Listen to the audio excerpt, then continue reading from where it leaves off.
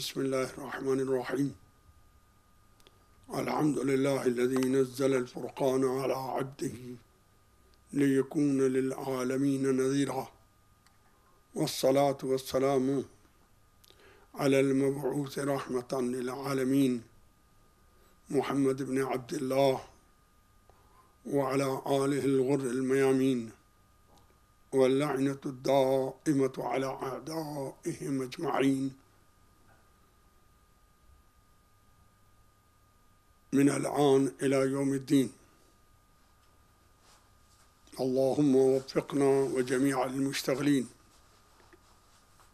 قال الله سبحانه: ولا تحسبن الذين قتلوا في سبيل الله أمواتا بل أحياء عند ربهم يرزقون.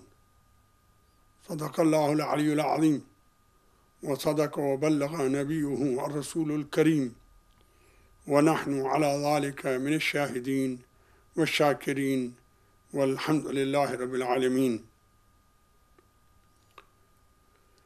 میرے مومن بھائیوں، بیٹوں اور بیٹیوں، ماہ محرم وہ مہینہ ہے کہ جس میں سب سے بڑی مصیبت اسلام پر، مسلمانوں پر نازل ہوئی، اور وہ مصیبت امام حسین علیہ السلام کی شہادت تھی۔ اس شہادت کا پرچار کرنا، اس شہادت کو مومنین کے دلوں میں زندہ رکھنا، اس شہادت کو مومنین کی آنکھوں میں آنسوں کی شکل میں زندہ رکھنا ہم سب کا فریضہ ہے۔ یہ وہ واقعہ ہے کہ جس پر پچھلے انبیاء روئے، بلکہ بعض روایات سے ملتا ہے کہ حضرت یحییٰ علیہ السلام، جن کی شہادت ایک ظالم یزید جیسے ظالم سے ہوئی، کے ہاتھوں ہوئی تھی، وہ تمنا رکھتے تھے کہ خداوند عالم ان کو امام زمانہ کے ساتھ امام حسین کے قاتلوں سے بدلہ لینے کی توفیق عطا فرمائے۔ اس آپ کی شہادت پر حضرت آدم روئے، حضرت نوح روئے، حضرت ابراہیم روئے، حضرت اسماعیل روئے، حضرت موسیٰ روئے، اور سب سے زیادہ رسول اسلام روئے، اور امیر المومنین بھی روئے، امام حسن بھی روئے، جناب زہرا بھی روئیں۔ اس مصیبت کو زندہ رکھنا ہر اس طریقے سے کہ جس سے شریعت میں رکاوٹ یا ممانعت نہ ہوئی ہو، یہ ہر مسلمان کا، ہر مومن کا، ہر دیندار کا فریضہ ہے۔ خداوند عالم تمام مومنین کو جہاں کہیں بھی ہوں اس واقعہ کو زندہ رکھنے کی توفیق عطا فرمائے۔ واضح رہے کہ امام حسین نے اس واقعہ کی ابتدا سے شہادت تک، اور شہادت کے بعد آپ کے یتیموں اور آپ کی بیوائیں بہنوں نے اور آپ کے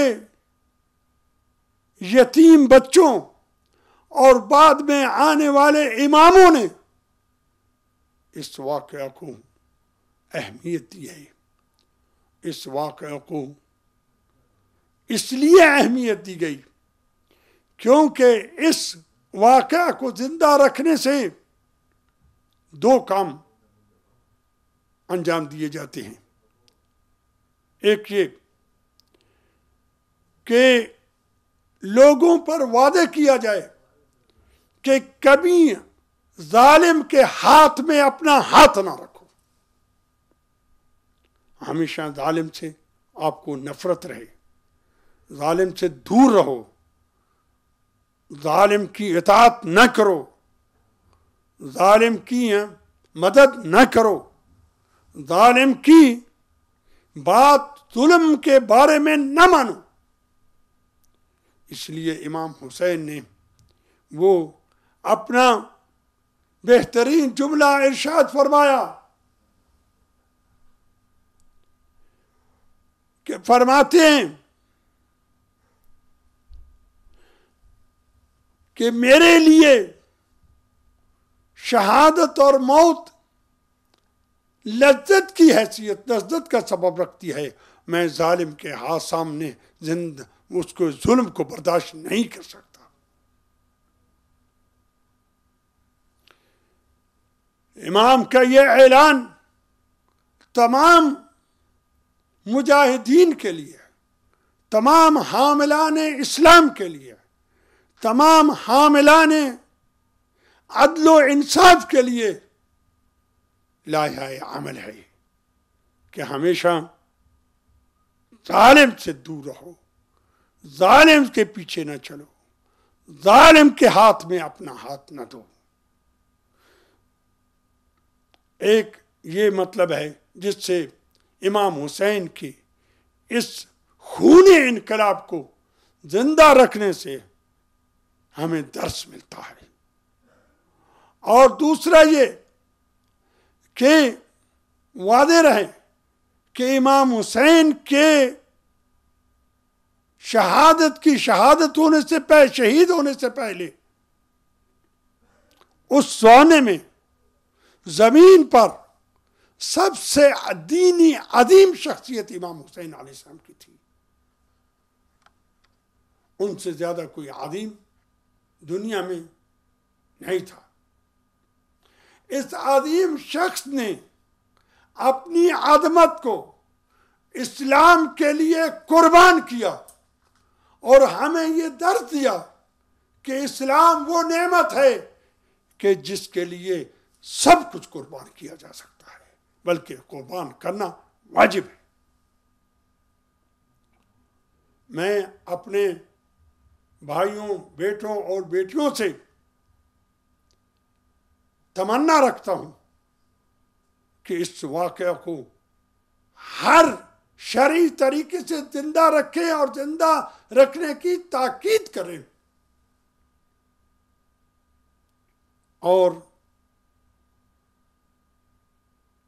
واضح کرے کریکٹر کے ساتھ کہ امام حسین کا یہ کام ان دو مقصد کے لیے تھا، ایک ظلم سے نفرت اور ظالموں سے دوری، اور دوسرے اسلام کی عظمت کے سامنے سب کچھ قربان کیا جا سکتا ہے، بلکہ قربان کرنا واجب ہے۔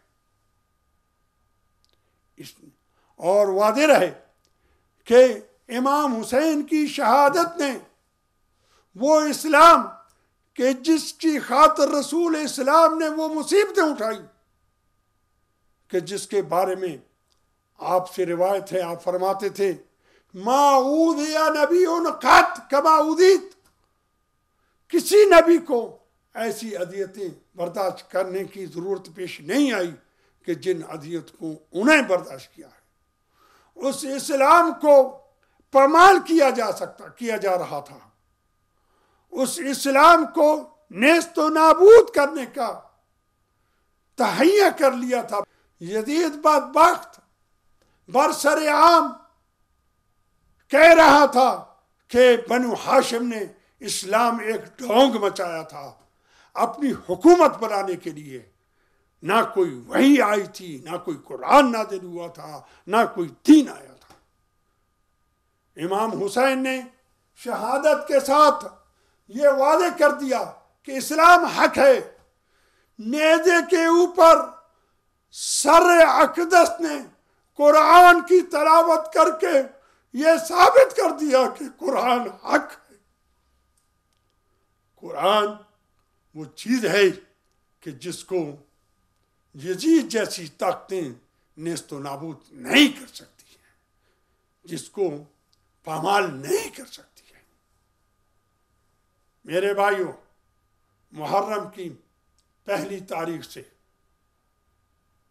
10 تاریخ تک ائمہ کے بارے میں روایت ہے کہ کوئی امام ان دنوں میں، ان راتوں میں کبھی مسکراتے بھی نہیں تھے، ہمیشہ ان کی آنکھوں میں آنسو رہتے تھے۔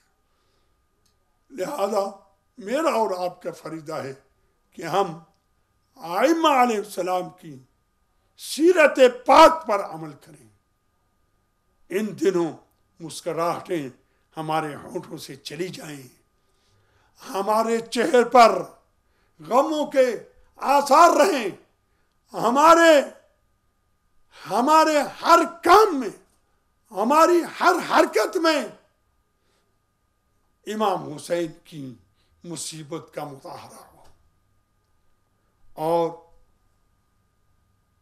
میں مومنین کو دعوت دیتا ہوں کہ اس مظلوم کی اس عظیم قربانی کو جو اسلام کے لیے تھی، اس کو زندہ رکھنے کی یہ مجالس برپا کریں، جلوس برپا کریں، ماتم کریں، اور ہر وہ طریقہ کہ جو آج تک ہمارے باپ دادا سے ہمیں ملا ہے، زنجیر زنی ہے، شبیہ ذوالجناح ہے، شبیہ علم عباس ہے، علی اصغر کے جھولے کی شبیہ ہے، ان سب چیزوں کو بار بار ہر سال زندہ رکھ کے امام حسین کی ہے اس قربانی کو ہمیشہ زندہ رکھو، اور زندہ رکھنا فریضہ ہے۔ واضح رہے کہ جو لوگ امام حسین کی محبت کا دعویٰ رکھتے ہیں، ان کا فریضہ ہے کہ امام حسین کی اس قربانی کو زندہ کرنے کے لیے پیش در پیش حصہ لیں۔ امام حسین قیامت کے دن اپنے تمام شیعوں کے لیے شفاعت فرمائیں گے، لیکن وہ لوگ جنہوں نے امام حسین کی قربانی کو زندہ کرنے کے لیے خصوصی کردار انجام دیے تھے، ان کے لیے ان کی خصوصی شفاعت ہوگی، اور ان کو خدا کی فضل اور خدا کی رحمت سے امام حسین کی زیارت کی توفیق حاصل ہوگی۔ فرشتے کہیں گے ایسے مومنین کو، امام حسین کے تم نوکر تھے، امام حسین کے تم خدمت گزار تھے، انہوں نے تمہاری خصوصی شفاعت کی ہے، تم اب جنت میں جاؤ گے۔ آیا جنت میں جانے سے پہلے اپنے مولا کی شکل دیکھنا پسند کرو گے؟ تو مومنین کہیں گے، اے خدا، ہم امام حسین کا نام سنتے تھے، ان کے ذریعے کو دیکھتے تھے، ان کے گنبد کو دیکھتے تھے، ان کے گھوڑے کی شبیہ کو دیکھتے تھے، ان کے خون میں لتے ہوئے علم کی شبیہ کو دیکھتے تھے۔ میرا مولا، ہمارا مولا دکھائیے۔ خداوند عالم مولا امام حسین سے طلب کرے گا، اے میرے پیارے حسین، آؤ جنت سے باہر آؤ، اپنے شیعوں کو اپنی شکل دکھا دو۔ امام حسین کی شکل شیعہ دیکھ کر روئیں گے، اور رضوان جنت کہے گی، آؤ جنت میں آؤ شیعہ حسین۔ کہیں گے جب تک ہم حسین کو دیکھ رہے ہیں، ہمیں جنت کی لذت کی رغبت ختم ہو چکی ہے۔ خداوند عالم سے میری دعا ہے کہ مجھے اور آپ کو اس واقعے کو ہمیشہ زندہ رکھنے کی توفیق عطا فرمائے۔ میرے بھائیوں، بیٹوں اور بیٹیوں، قرآن میں ایک آیت ہے، وہ یہ کہ خداوند عالم فرماتا ہے، انما یتقبل اللہ من المتقین، خدا صرف متقیوں کے اعمال کو قابل قبول سمجھتا ہے۔ لہذا میرا اور آپ کا فریضہ ہے امام حسین کی عزاداری کو برپا کریں تاکہ ہماری یہ خدمت قبول ہو، ہم متقی بنیں۔ خداوند عالم ہم سب کو متقی بننے کی توفیق عطا فرمائے۔ السلام علیکم ورحمۃ اللہ۔